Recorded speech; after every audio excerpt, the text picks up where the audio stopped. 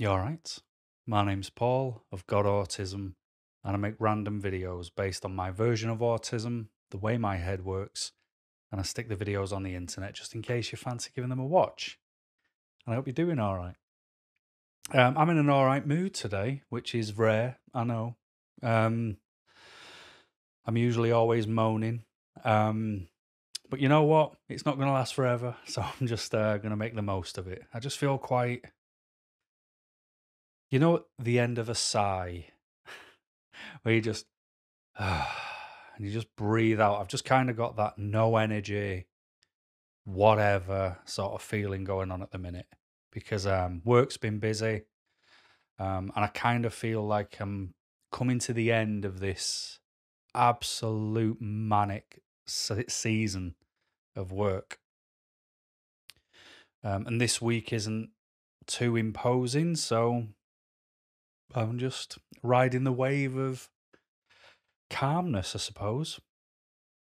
But something didn't make me calm in the week, I've got to admit. I read about a study which was done in the University of Bath where the sort of three main people involved were, doctors, psychologists.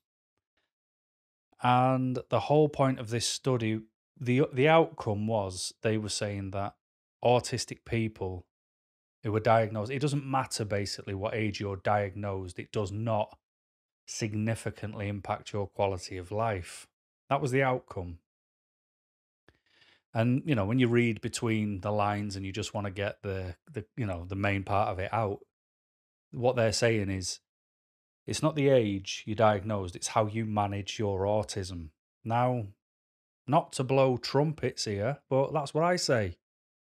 Manage your autism. Not in an ableist way, but like I've said to you a trillion times, I like to use the same case study every single time to nail points on. Don't know what that was, nail points on.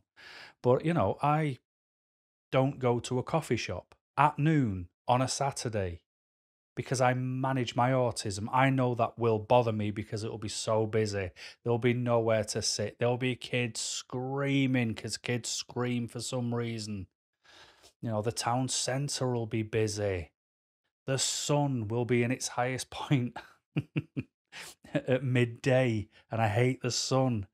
So I know there's so many things that are going to bother me because I'm autistic. So I avoid that because I'm managing my autism. So it's just amazing how someone as silly as me can already have that answer. And to me, it's quite an obvious answer because I try my hardest to pay attention to my autism on a consistent basis. And I'm not saying I'm doing a good job of it. I'm just saying I pay attention and then I come and talk to you about it. But why did it take a university? I was too poor to go to university as a kid. Why does it take a university and a focus on doctors and psychologists and PhDs?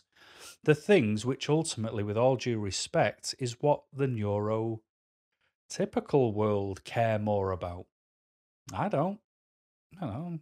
Your PhD will never impress me, but your pajama collection will. But for someone as silly as me to sit here and say to you over countless videos, it's management of autism, that's what makes the difference. And then it takes these people now to say the same thing. And I also, with again, all due respect, I think the outcome of that study is deeply flawed. Why?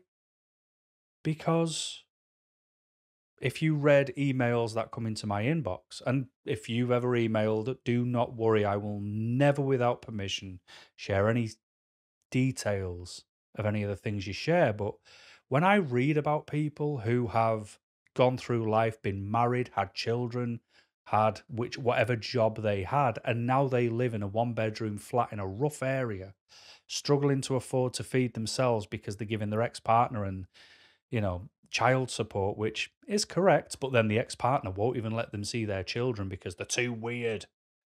And it turns out through everything, when everything was breaking down, that their doctor referred them to an autism specialist and they came away with an autism diagnosis. It's not about management of autism. It would have helped to have known they were autistic, and maybe they would have made different decisions along the way. So my concern is not the fact that this research is being done, it's these type of people who will give you a counter argument to what your study shows. They haven't got time, energy, or interest to want to take part in a study. Now, I know them people exist because I've put my big ugly face out there on YouTube and I'll speak to people.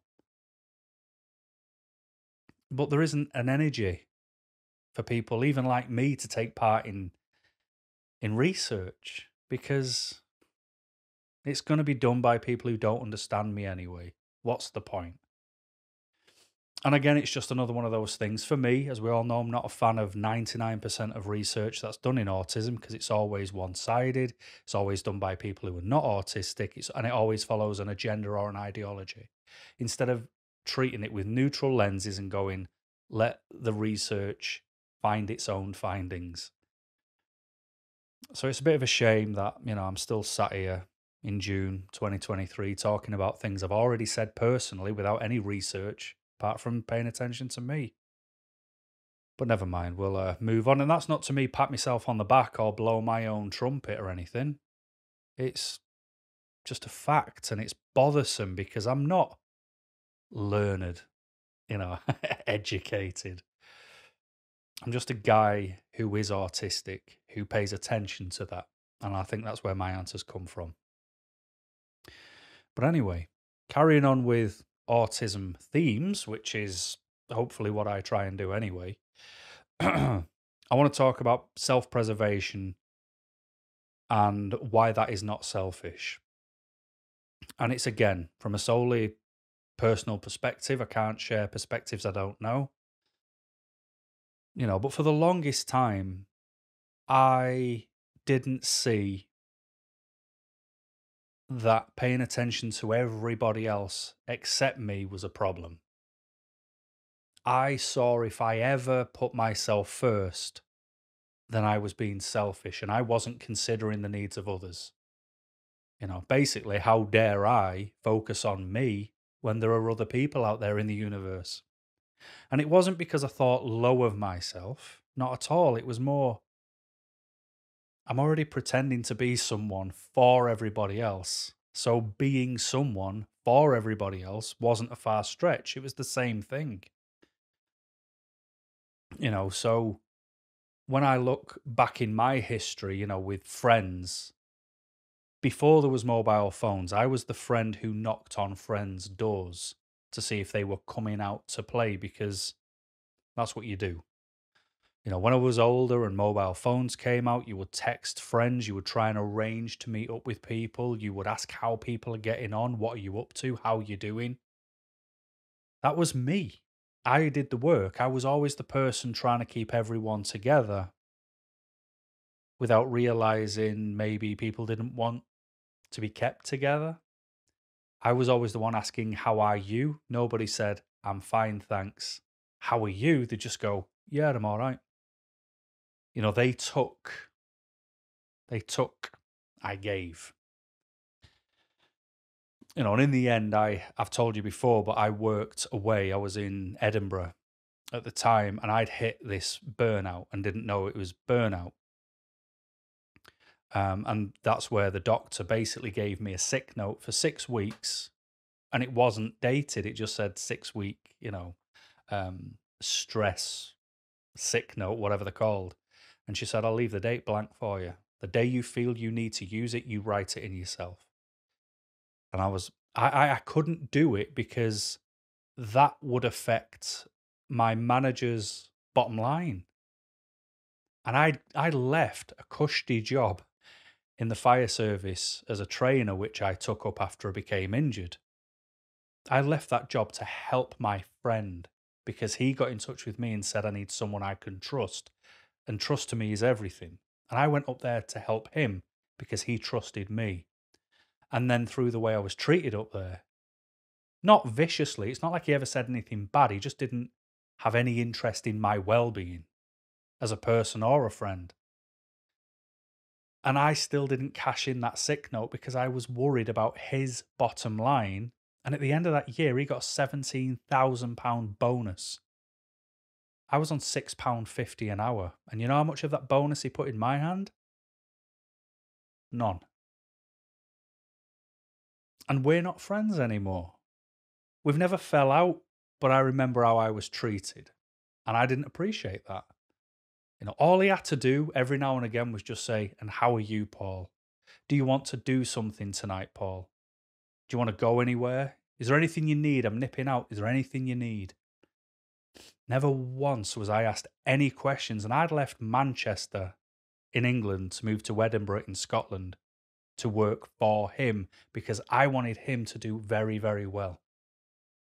And I wasn't even afforded a welfare check-in. But I didn't even realize then, you know, that I could have cashed that sick note in, because to me, that would have been selfish then. Today, I'd have cashed it in. And even if everybody shouts at me, I'm just going to sit here and go, I don't care. I need to cash that in. I needed to put that in because I'm not doing great. My mental health matters to me. You might not care about it, but it matters to me. So away you go while I recover, my friend. But back then, I honestly felt like I was being selfish, even though I was being treated selfishly and I was doing everything selflessly for other people. I just couldn't see it, you know? And then one day, and it was in amongst this time, I just took a year off from humans. You know, I didn't text anybody. I just told myself, just don't text anybody and see who gets in touch with you. And if I knew 30 people, by the end of that year, 3 people had messaged me, and one of them was my mum. And it's like, oh, and another one was someone asking about fixing a computer, you know, and it's like, wow, okay, I know how much I'm not a valuable part to other people's lives, you know, and that made me force myself. I forced myself to treat me as if I was important too, you know, like the effort and energy I put into everybody else, I put into me. You know, and I can understand how that's hard for some people to do because, like, if you take family, for example, people will say to me that I don't understand, you know, or I don't know what their family is like. It's not easy to just walk away. It's not easy to just look out for yourself. It's not easy to just pull away and take care of, you know, me. I've got to stay dialed in because if I don't, they're all over me like a rash. And if I change all of a sudden, they think I'm being weird and they already think I'm weird enough. And I hear it from the perspective of the person I was, and I hear it from the person I am today. And the person I was would have gone, I fully get that. You know, I know you have to stay dialed in. Sometimes it's just easier to carry on because it causes less stress and pressure. And, you know, yeah, it's tiring, but I know where you're coming from. Whereas now, because I treat myself as if I'm important too, I go, no, you're important too. And if you're doing things that cause you to be tired, that cause you to burn out, that cause you stress and cause you sleepless nights because you're staying dialed in for other people, they're being selfish and you're being selfless. But you're doing detriment to you by doing that. You know, the bottom line will always be the same for me, and that is good people will understand. Family, friends, strangers, it doesn't matter. A good person understands when you need to pull away from something. You can't stay a part of someone's life because it'll upset them. If it's causing you anguish, it's causing you problems and it's causing you discomfort, but separating from them will upset them, and that's why you stay dialed in. You have to remember why you're bothered in the first place, and if it's because of that interaction, you've got the power to do something about it. And I'm not asking anyone to sever ties, sever relationships, become a hermit, live underground, and you'll be all right for the rest of your days. I'm not saying that. I'm saying if you're doing something consciously and it is detrimental to you, I just want you to think about it. That's all. Because I know how much, because I stayed dialed in to everybody else and I was being somebody else for their benefit. I also gave my happiness to them as well because I didn't need it. I wanted them to be happy. You know, there's that saying, isn't there? You should only surround yourself with people who want the best for you.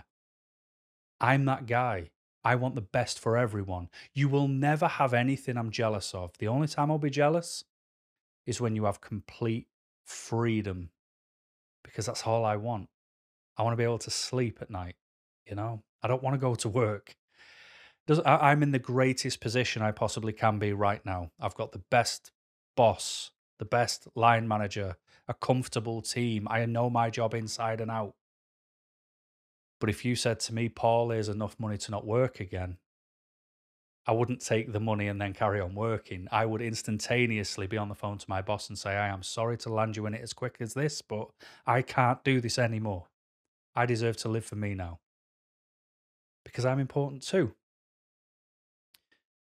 Friends are another one. I lost so many friends because I cared so much. And that's the problem. I cared as well.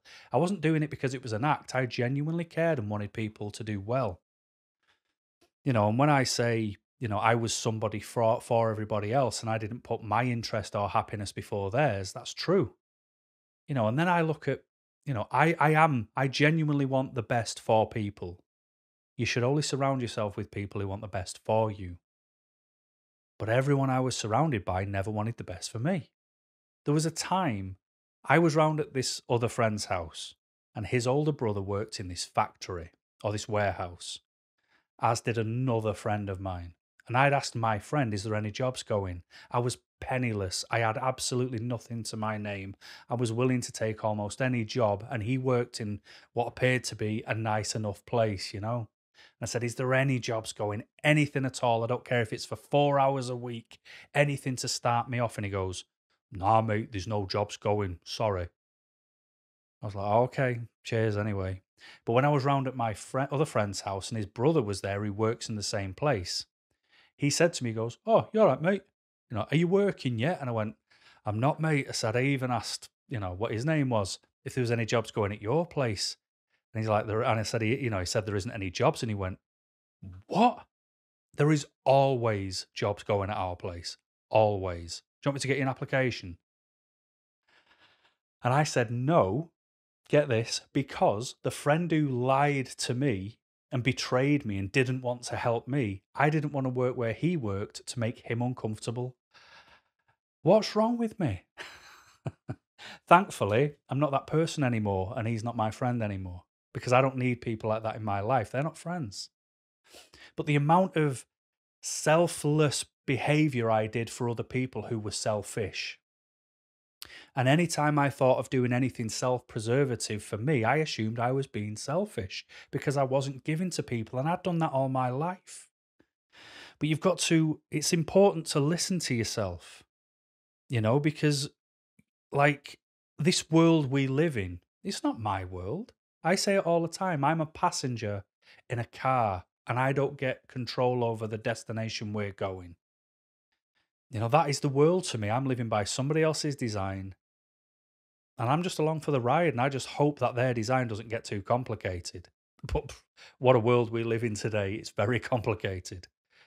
But a lot of it's made up. It's not real. So they can carry on doing what they're doing. The truth will always be the truth. But society doesn't work for me. The whole, go to school, go to college, go to uni, meet a partner, move in with a partner, get engaged, get married, have a kid after you get married within the first year, have another kid, and then all your friends have done the same too. That was never my design and I didn't do it. And I'm so glad I didn't do it because I sit here before you knowing every day that no matter how hard things get, that was the right decision. Oh my God, was that the right decision? But do you know what I get? People still telling me today, you'll never know true happiness until you have a child. It's like, do you know what? I'm willing to forego pure happiness to not have a child, thank you, And I kind of want to tell everyone about the video I did where it was why I didn't have children. If you've never seen it, watch it and you tell me if I haven't considered it. I absolutely have, inside and out. I would have been a bad parent. Horrible to say, but I would have been. I'm too needy for me. I've got to pay too much attention to what I need, too much attention to what I have to do too dialed in. And I can't, like, I sit here before you now, I couldn't sacrifice my weekends to go to kids' parties and figure out what we're going to get Riley for his birthday, walking around Toys R Us, if that still exists, spending money that I really could do with not spending because I'm buying somebody else like 30 kids in his class, 30 different birthdays a year, 30 different presents. I'd be working to support my kids' friendships. Sorry, kid. I just knew it wasn't for me. But society has expectations. But what do you actually want to do? Never mind what society wants. Let society do what society wants. But what do you want to do? I don't do and didn't do so many things, and a lot of them were absolutely the right choice. It's why I related to Dexter so much, the TV show, because he does so many things to blend in with society, and so do I. But I blend in with it, but it doesn't mean I'm taking part. I still don't want any part of it, Like, no, the word no does not have to be negative, but saying yes can be a negative experience. Saying yes to attend a party or a function or someone's leaving do or whatever it is, and you hate the idea of that, you don't like doing those things, you're going to go, it's going to be awkward, you're not actually going to talk to many people, people are going to start getting drunk and people start putting their arm around you, you don't like being touched, and all in all, you're just on edge all night and you go home and it's like, oh, that was horrible, thank God I'm home. It's like, then why did you go? Oh, you have to, don't you? No, you don't. An invitation is yours to decline or accept. It is not an obligation. But doing more when you're tired, it doesn't wake you up, it just makes you more tired. You have to pay attention to that. It's why it's so important to listen to yourself. What does your body want to do? What does your mind want to do? What can you do? What do you feel you've got the energy for? Because it's important, and I'll give you another personal example of why it's important. It's because I'm still struggling at the age I am to sit here before you, and I've done nothing but try and figure out my autism, not just for me, but for other people as well. I'm not your carbon cut copy of an autistic creator online. I'm not fun, happy, shiny, and friendly. I don't act like an infant. I don't flap. I'm still trying to figure it out, and I'm still trying to find the way I work. But the one thing which I struggle with you, to be completely honest, is where's the line between me feeling like I'm being selfish and me being self-preservative? So, like my last video, I told you, I'm taking my Patreon seriously. A paid version of what I do. It's not replacing this. I won't replace this. But it is additional videos. I'm doing a series over there called Unfiltered, which is where I'll do these, but without the constraints that this platform puts on you. I'll be speaking much more from the heart and much more true to my core and my design. I'm doing another one called Life, which are generally 5 to 10 minute videos, but I've just done one that was over half an hour because I didn't shut up, to talk about my life, because some people are interested in how I get on every day rather than me talking about topics. I've set that up because I need more money. I don't want more money. I need more money. My camera is dying. The colours are not holding. I have to do all sorts with that light over there, the light on the camera. I have to tweak everything, and that's just to make sure the camera tries to work. But it looks from here like there's a yellow tinge on the camera because I've used this relentlessly. My wages don't cut buying a new DSLR camera. But if I can give you more, I'm not asking for free money. I go, I'll still do more for you. But if I do, is there any way you can, if you appreciate it, slightly compensate for it? That's all, And I've also stopped giving advice in emails where people want me to attend something or help them fill a form out, or they've got a family issue, or they want to know how to talk about autism with their family. I've stopped doing that for free because what I found is I was plugging so many hours into helping people and they wouldn't even say thanks. They just disappeared. So now I'm 200 quid an hour, And people are like, I'm not paying that. It's like, then don't. But that is your choice to do. And I still feel terrible for charging people money for doing that. But at the same time, it's my free time I'm spending to do it. I still want to help, but I need to help me too. I'm important too. So that's why I don't feel too bad, because Patreon is a choice. And I'm not changing what I do here. It's not like I've conned you, I've pulled you in, and then I go, oh, by the way, if you still want me to do this, pay me money for it. I've not done that, and I won't do that. You can hold me to that. But I give people an option. But I still feel slightly bad for doing it, because I don't think I am worth anything. Not in a person sense, but, me speaking, why would anyone pay for that? And that's just for me to struggle with. But at the same time, it's self-preservation, because when my camera dies, I've got to buy a new one. Where do I get the money for that when bills have gone up and my pay didn't? Why not just see if there's another avenue? But that's me personally. Other things that are personal is that you have to remember when you're looking at self-preservation, or is it being selfish? We are already doing so much for other people. We're masking. We're making sure that they're all right. We're making sure that everything around us is okay. We leave the house with a mask on. We come home, we can take it off again. That's a long time to pretend for the benefit of others. And we have to pay attention, not just for today, but for tomorrow as well. Because we can put ourselves in positions and we can tell ourselves we're going to be fine.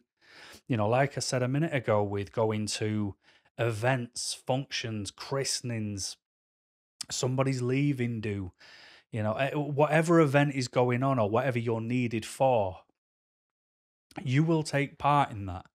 But you've got to think of tomorrow, because you're burning yourself out. You're putting yourself closer to burnout, to meltdowns, to shutdowns. The more you do for others, that is against your design. You have to pay attention to that, because when you wake up, you're not refreshed. It's not like I'll sleep it off and I'll be fine tomorrow. It's you go to sleep exhausted and you wake up and you've got to find a way of finding that free time to recharge. So saying, the only way you will be the best version of yourself is by listening to yourself. And like I said, good people will always understand, because your autism isn't going anywhere, but the way you manage it is everything. Self-preservation, for me, simply means you're making yourself important. You recognize what is beneficial and non-beneficial, what is positive, what is negative, what will take its toll on you and what won't. And then there is being selfish, and that's paying attention to other people and what they want from you versus what they want to give back. What you do for others, even in a selfless way, is it having an impact on you? This is why when I say family and friends, if they don't understand, just remember good people do. And they might be good people generally. But if they don't care about your well-being, your wellness, your autism, then I'm afraid it's not in the good category for me. Just learn who you are, learn your triggers, and don't learn too late like I did that it's okay to be self-preservative. I am important, even if just to me. I'm important, so I'll take care of my needs and what I need, because that's the only way I'm going to recharge, stay focused, and carry on giving everybody what they already get from me, which will always be a toll. But the days of me doing for others, where it takes a toll on me and they just get, are done. And the only reason I wanted to talk about it is because I want you to think about that too. I can only talk from my perspective, and I don't know what you do for others, but you're important too. Don't you ever forget it. Anyway, I'm going to go. But I hope it made sense. And until next time, keep smiling.